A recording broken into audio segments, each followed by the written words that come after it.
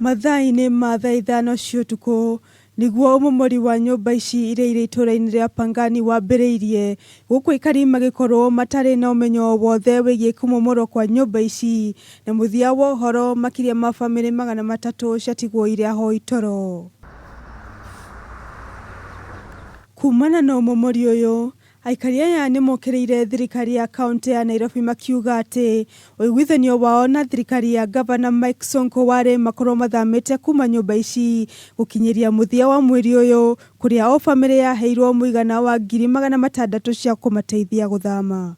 Usiku saa 5:30 nilikuwa niko kwa nyumba tu hapa, mmelala hapa, na tukastukia matinga zimeingia, na baada ya hiyo hata hakuna kitu aliwaambia watu.